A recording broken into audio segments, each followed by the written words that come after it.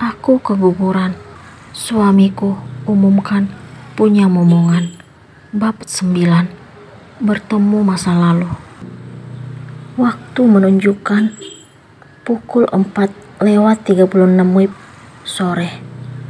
Nenek akhirnya memenuhi janji untuk menemaniku melihat ternak lele milik kakek. Setelah salat asar, kakek kembali pulang ke rumah.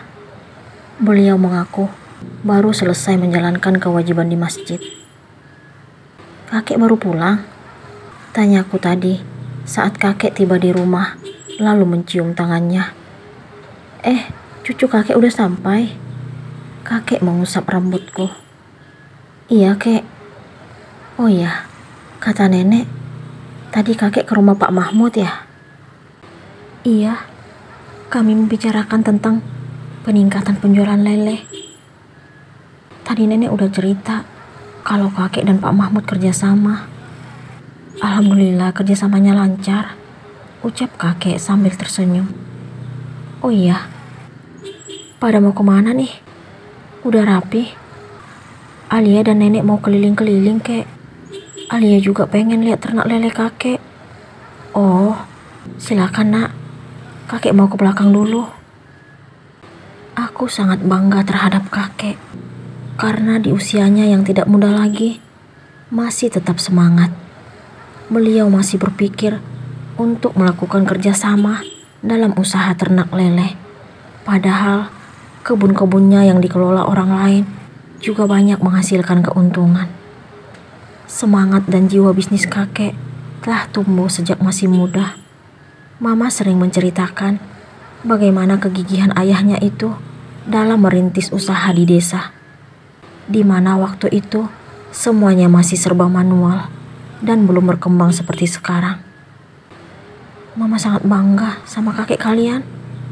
Mama menceritakan tentang kakek saat aku dan Kak Radit belum menikah. "Iya, Mah. Menurut Alia, kakek rajin." Aku memberikan penilaian tentang kakek. Jiwa bisnisnya jangan ditanya. Beliau sangat gigih untuk mencapai tujuan yang diinginkan. Mama terlihat bersemangat bercerita tentang ayahnya saat itu. "Pokoknya kakek keren deh, Mah," puji Kak Radit. Walaupun Mama anak tunggal, tapi kakek tidak pernah bermalas-malasan. Beliau selalu bilang agar Mama bisa menyelesaikan pendidikan di jenjang kuliah. Mama makin semangat menceritakan perjuangan kakek. "Iya, Mah. Kakek terbaik deh." Aku mengangkat ibu jari tangan kanan di depan Mama. Dari dulu, aku sering memperhatikan jika berkunjung ke desa ini. Kakek tidak pernah sedikit pun mengeluh tentang pekerjaan dan usaha yang dilakukan. Beliau selalu memberikan nasihat dan semangat untukku dan Kak Radit. Beliau kakek terhebat. Aku sangat bangga, juga bersyukur memiliki keluarga seperti ayah Mama tersebut. Bagiku, orang tua itu sangat pantas dijadikan sebagai panutan yang mampu memberikan semangat dan hal positif. "Ternak lelenya udah kelihatan dari sini, Al." Nenek membuyarkan lamunanku tentang kegigihan kakek. "Iya, Nek. Aku melihat tempat yang ditunjuk nenek. Sepertinya itu Chandra." Nenek menunjuk ke arah sosok laki-laki yang berdiri di tepi kolam lele. Aku tidak mengerti. Jantungku tiba-tiba berdegup kencang mendengar nama Chandra. "Yang benar, Nek?" tanyaku makin penasaran. "Iya." Nenek sangat ingat postur tubuhnya. Ucapan nenek makin membuat hatiku tidak keruan. "Gimana nih, Nek?" tanyaku kepada nenek. "Gimana apanya?" "Alia gugup kalau harus bertemu Chandra sekarang." "Kenapa?" "Alia juga gak ngerti, Nek." "Loh?" Aku tidak mengerti kenapa perasaan ini tiba-tiba aneh setelah melihat sosok laki-laki yang nenek yakini sebagai Chandra. Apa yang aku pikirkan sekarang tidak dapat dipahami sama sekali. Suara jantung yang berdegup kencang membuatku makin bingung. Ada apa ini? Kenapa hatiku deg-degduk? Aku dan nenek makin dekat ke arah laki-laki yang berdiri tersebut. Ternyata dia pengendara motor yang tadi aku lihat sebelum memasuki rumah nenek. Akhirnya, sekarang kami kembali saling berpandangan. Dua pasang mata kami tidak berkedip beberapa detik. Nenek, dia memanggil nenek membuatku tersadar. Dia mencium punggung tangan orang tua itu. Ternyata Nak Chandra di sini juga, ucap nenek. Iya, Nek. Chandra lagi lihat-lihat leleh. Dia mengembangkan senyum. Aku memperhatikan senyuman manis itu. Oh ya, masih kenal dengan cucu nenek.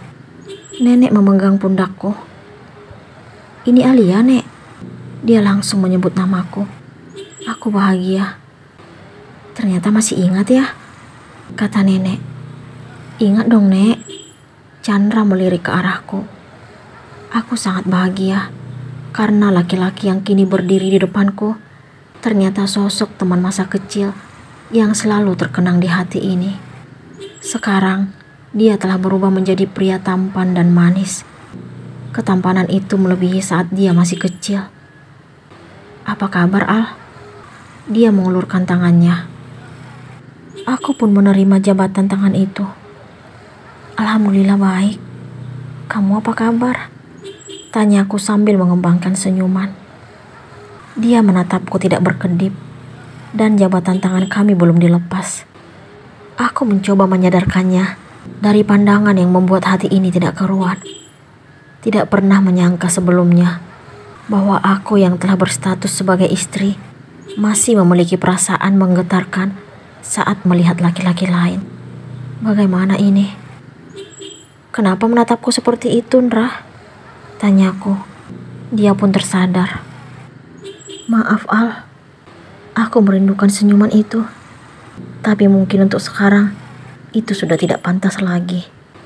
Ucapnya, lalu melepaskan jabatan tangan kami. Dari dulu, dia selalu memuji senyumanku. Ya sudah, nenek keliling dulu ya. Nenek tiba-tiba membuka suara, lalu beranjak meninggalkan aku dan Chandra. Aku tidak tahu apa yang ada dalam pikiran orang tua itu. Sebelum melangkah tadi, beliau melirik ke arahku dengan senyuman. Chandra mengajakku duduk di bangku panjang dekat pinggir kolam lele tersebut. Hati ini sangat tenang saat berada di dekatnya. Aku seolah-olah lupa kalau sedang dalam keadaan tersakiti dan menderita karena perbuatan suami. Ternyata Chandra yang sekarang jauh lebih dewasa dan lembut daripada laki-laki yang telah menikahiku. Dulu, rasa kagumku terhadap Mas Arif sangat besar karena tulusnya cinta yang kumiliki untuknya. Namun, setelah dia berbuat kasar, rasa itu mulai berkurang. Apalagi saat ini, aku sedang bersama dengan laki-laki masa kecil yang juga merupakan cinta pertama bagiku. Hati ini kembali mengingat kalau Mas Arif tidak dapat melepaskan diri dari mantan kekasihnya hingga menjadikan dia sebagai istri kedua. Dia tidak tahu kalau aku juga memiliki masa lalu yang keberadaannya telah terlupakan karena sudah berstatus sebagai istri. Namun, dia yang telah memaksaku hingga akhirnya kembali memikirkan sosok laki-laki tampan yang kini berada di dekatku. Aku dengar dari Abi dan Umi, kamu udah nikah? Aku terkejut mendengar ucapannya. Ternyata dia telah mengetahui statusku yang sekarang. Iya, Ndra, kamu gimana? Tanyaku ingin tahu tentang statusnya. Gimana apanya, Al? Kamu udah nikah? Itu gak mungkin. Aku heran mendengar jawabannya. Kok gak mungkin? Jadi, kamu belum nikah? Iya, wanita yang sangat kucintai telah memilih menikah dengan laki-laki lain. Dia tidak pernah tahu betapa besar dan tulus cinta yang kumiliki untuknya. Aku terharu mendengar pengakuan Chandra. Betapa besar cinta yang dia miliki hingga mampu mengatakan tidak mungkin untuk menikah. Orang yang dia cintai adalah wanita paling beruntung menurutku, karena dicintai laki-laki setampan Chandra. Sebesar itu cintamu ke dia hingga kamu mengatakan tidak akan mungkin menikah. Iya, kamu benar. Semenjak bertemu dia, aku gak mampu menghapus bayang-bayangnya dari pikiranku. Walaupun aku pernah membuka diri untuk mencintai wanita lain setelah mengetahui dia sudah menikah, tapi aku gak mampu. Aku makin terharu mendengar penjelasan Chandra. Aku baru tahu ternyata ada pengorbanan seperti itu. Selamanya aku akan tetap mencintainya. Wanita yang kamu cintai pasti akan merasa bahagia dan beruntung karena dicintai laki-laki yang pengorbanannya sulit untuk didapatkan. Tapi dia tidak pernah mengetahui apa yang kurasakan. Itu kesalahan yang membuatku merasa tidak berdaya hingga saat ini. Kenapa kamu gak jujur padanya? Aku merasa saat itu belum pantas mengatakan yang sebenarnya padanya. Aku turut prihatin ya. Semoga suatu saat nanti kamu bisa membuka hati untuk cinta yang lain. Tapi aku gak yakin dengan harapan itu, karena pintu hati ini sudah tertutup dan hanya akan terbuka untuk dia yang kucintai. Aku hanya ingin berharap yang terbaik untukmu.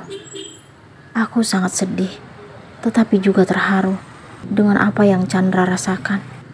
Laki-laki yang dulu selalu ada dalam pikiranku sebelum bertemu Mas Arif, kini menyampaikan besarnya cinta dan pengorbanan yang dia miliki terhadap wanita impiannya.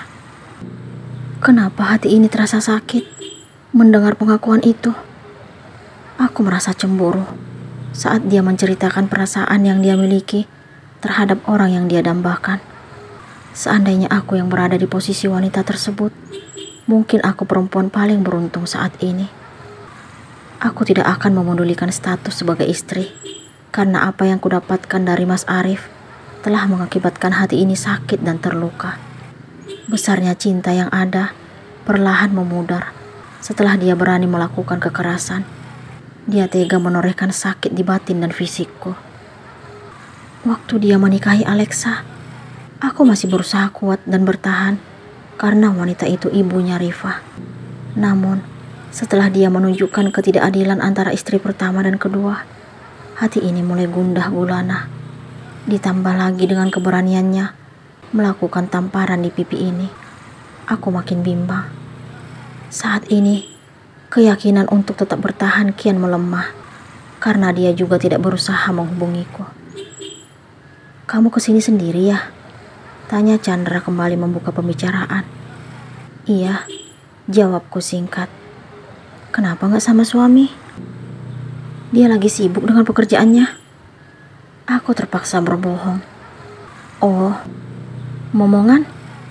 Hatiku sakit mendengar kata itu. Gak ada, Ndra. Aku berusaha bersikap tenang. Maksudnya belum punya?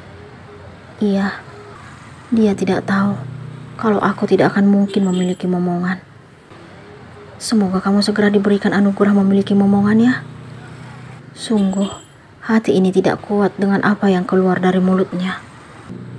Aku hanya bisa tersenyum karena tidak mampu dan belum saatnya mengatakan kenyataan yang sebenarnya kepada Chandra.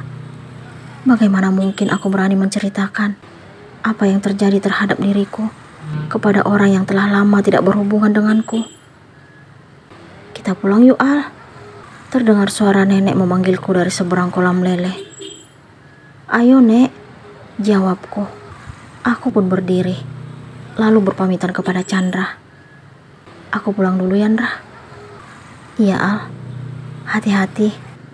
Oh ya, aku boleh bertamu ke rumah nenek? Tanya Chandra hingga membuat diriku sangat riang. Boleh, datang aja. Aku memberikan jawaban dengan semangat. Terima kasih, Al. Iya, sama-sama. Aku pulang ya.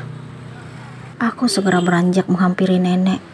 Lalu kami meninggalkan Chandra yang masih tetap duduk di bangku pinggir kolam. Aku melihat senyuman manis yang dia tunjukkan, hingga membuat hati ini merasakan kedamaian dan ketenangan yang sulit untuk diungkapkan dengan kata-kata. Apakah rasa yang pernah ada kini kembali hadir dalam hati ini? Apakah benih-benih cinta akan tumbuh kembali di hati Alia untuk Chandra dengan statusnya masih menjadi istri Arif?